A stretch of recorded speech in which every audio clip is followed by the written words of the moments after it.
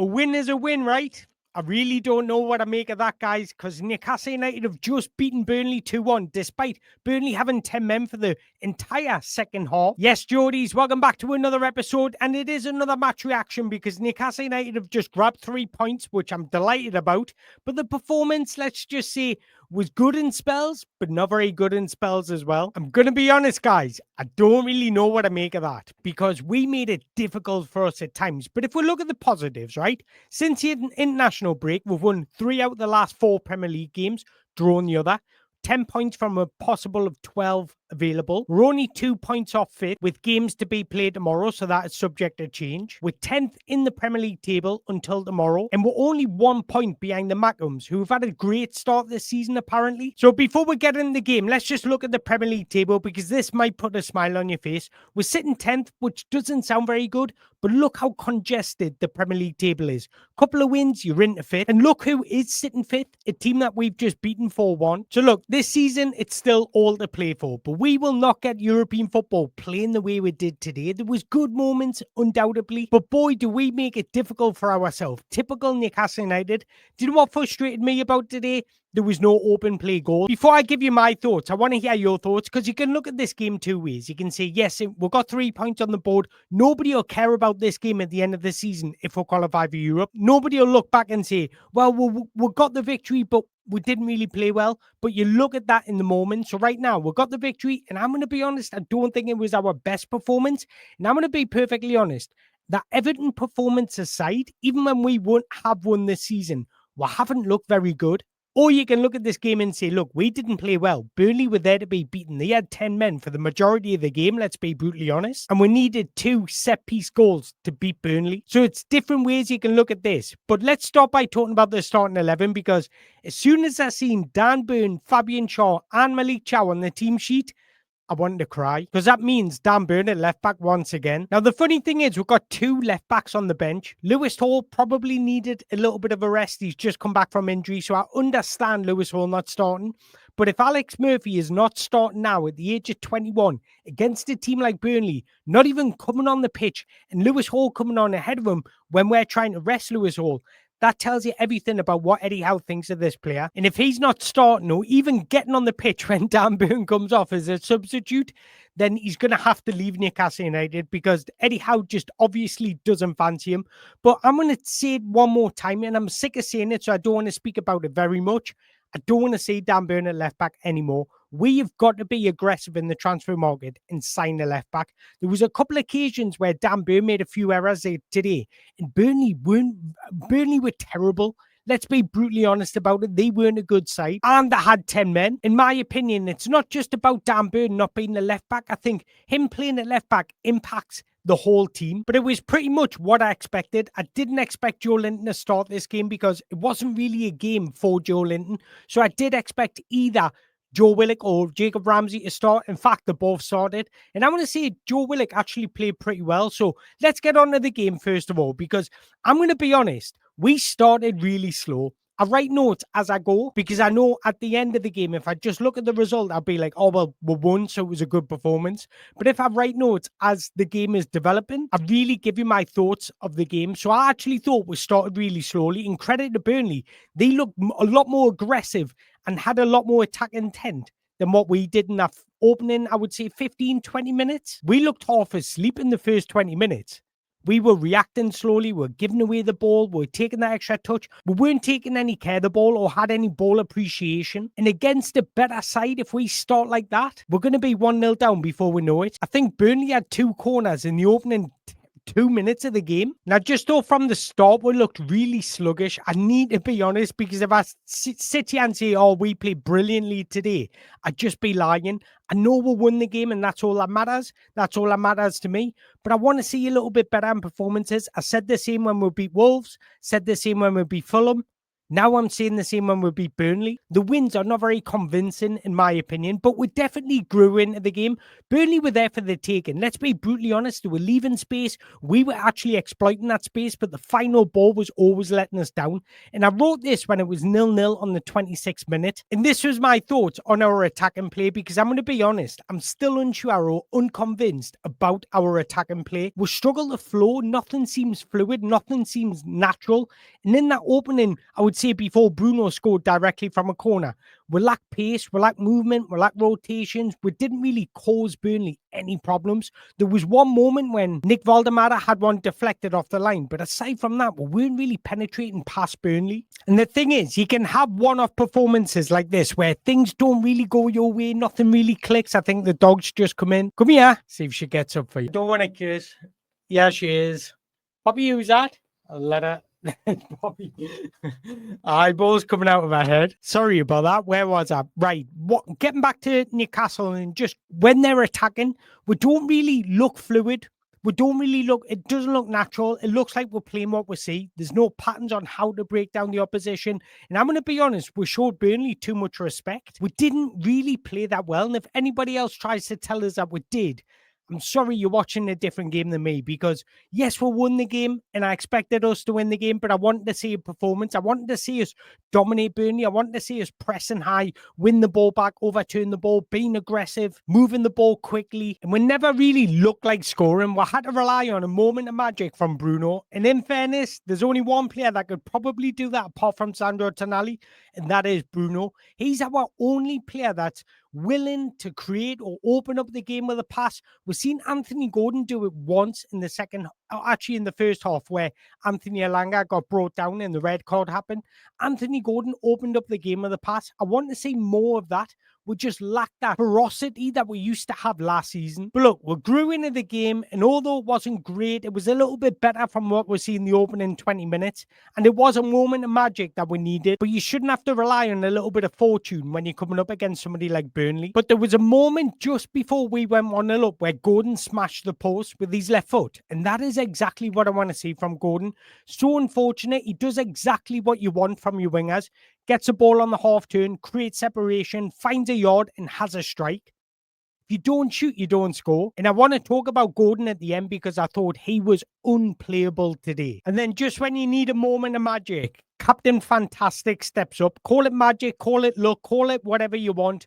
I don't really care, but that was a decisive moment, because I kind of feel if we didn't score in that moment, we kind of would have went through the motions and kind of felt it's not our day again today. Because yes, we're keeping the ball nice. It was all nice. It was side to side. It was keeping the ball, but we never really look cohesive as a team. So we needed that little bit of fortune of luck to put us 1-0 up. And then we'll go 1-0 up, and I'm sitting there thinking, this is our time. This is our time to really kickstart our season. Go and have a go at them.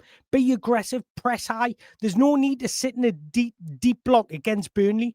Go and press them. Be aggressive. You take the initiative. You impose your game on them. But again, we're never really seeing that. After we went 1-0 up, there was times in that first half, towards the end of the first half, where we sat in our 4-5-1 shape, and I was pulling my hair out. I'm sitting there thinking, Eddie, what are you doing?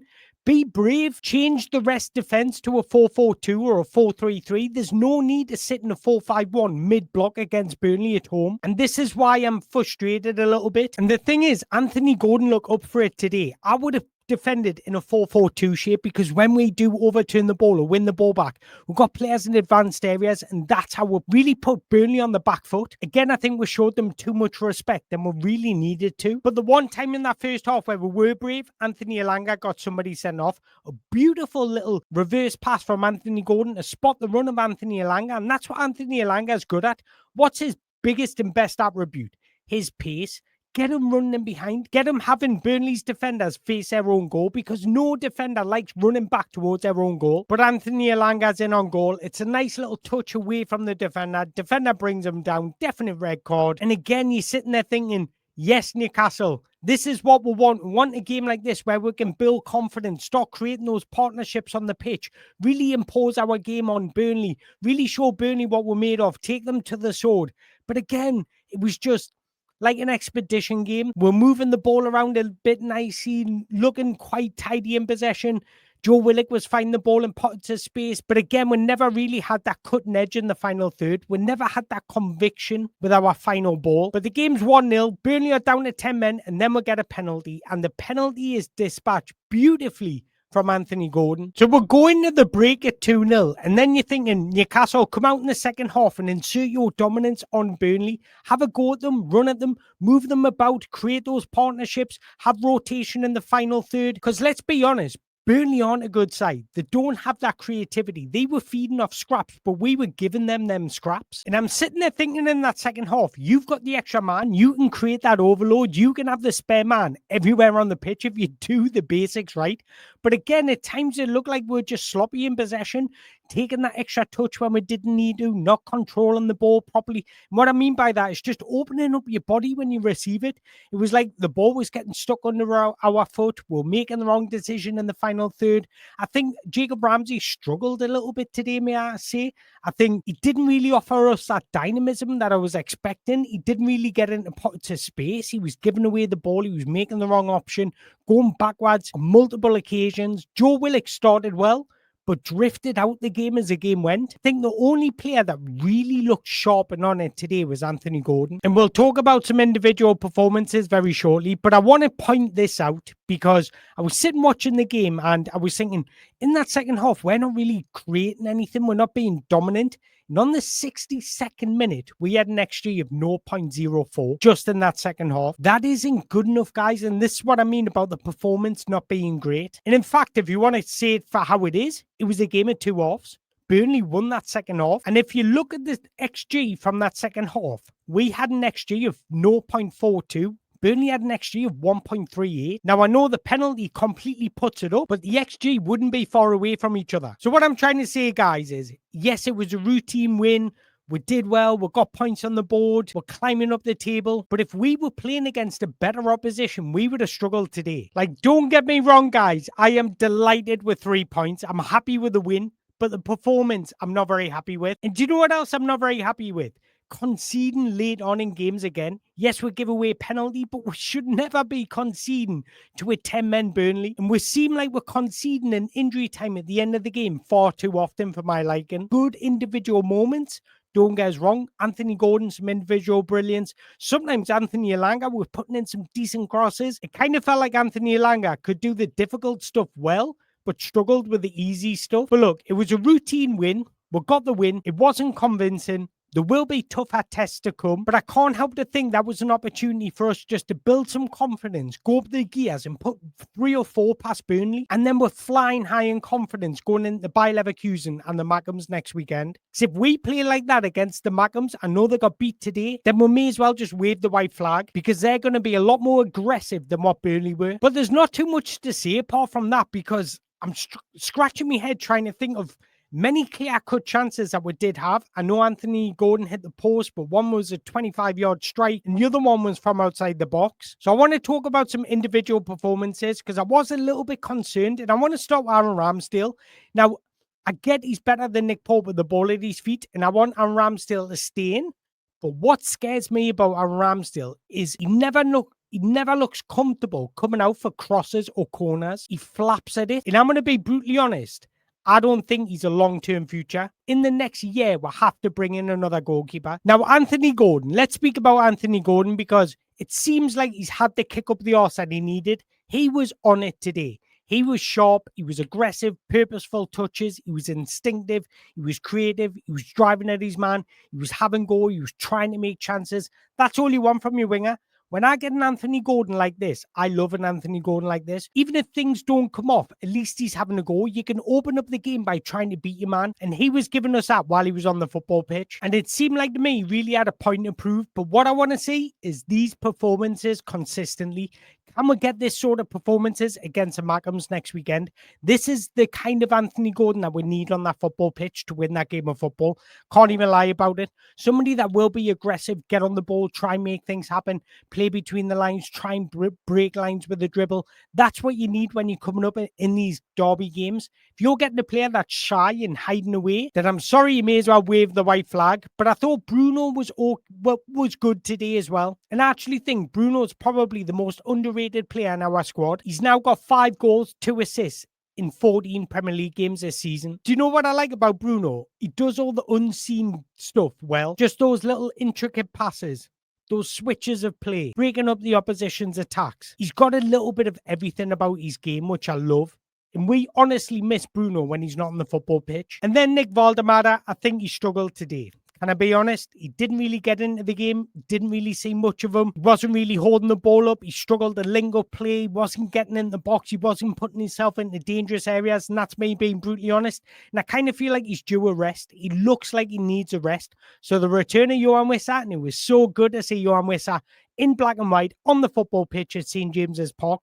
And I actually think just having somebody returning from injury like Yoane Wissa will just lift the whole squad. So I feel like we're still figuring out a way of how to get Nick Valdemara into the game at times. But let's speak about Anthony Elanga, because it was a funny one, Anthony Elanga, today, because sometimes you watched him and you thought, wow, putting in that cross when there was a couple of times where he whipped the ball in, but unfortunately nobody got on the end of it. And then he was running past his man, was seen for that red card. So it was a couple of moments where Anthony Elanga looked really sharp. But then when it comes to just receiving the ball and being a little bit more technical, that's where he struggles. I feel like with Anthony Elanga, when he's playing on instincts, that's where you get the best out of him. When he's got time to process what he's going to do and he's got to sit and think about his next actions, that's why he struggles a little bit. But there was a couple of times where he was getting past his man, but there was also a couple of times when he was trying to dribble and just miscontrolling the ball, and you're going to get that with Anthony Elanga. Sometimes he's just absolutely careless in possession, but sometimes he's frightening. I'm not saying he was the best on the pitch, because he certainly wasn't, but there was just a few moments where he did some decent things, and we need to give him credit for it. But I want him to take care of the football 99% of the time, because sometimes he's so careless and allowing the ball to be overturned, and then we're on the back foot. Then I've already spoken about Jacob Ramsey and Joe Willock. I thought Malik Chow was brilliant again today, so composed. I thought Tino struggled a little bit, I can't lie. Making the wrong decisions, not overlapping when he needed to. But again, he wasn't bad, he was just okay. But look, I haven't really got much to say apart from that. I thought the game went, well, I thought the game was going to go differently. Once we went 1-0 up and Burnley had a man sent off, I thought we were just going to go up in the gears, but we just couldn't really click or find any cohesiveness between the team. But I'm never ever going to sit here and be unhappy with the result. If we get 3 points and win ugly, it's all right in the moment, but can you do that for the rest of the season? I don't know if it's sustainable. But look, it's going to be one of those games where right now in the moment, I'm frustrated with the performance, but happy with the result. But in a couple of weeks' time, I won't even care about the performance if we keep on winning. So I want to hear your thoughts. I'm going to go, my man in the match is Anthony Gordon. Let me know your thoughts. Did you see the game like I seen it, or did you think we actually played well? Look, we've got Leverkusen midweek and then the Magpies next weekend. Can't wait for that. But before you leave, don't forget to hit that like button, hit that subscribe button. And until next time, Merry Christmas.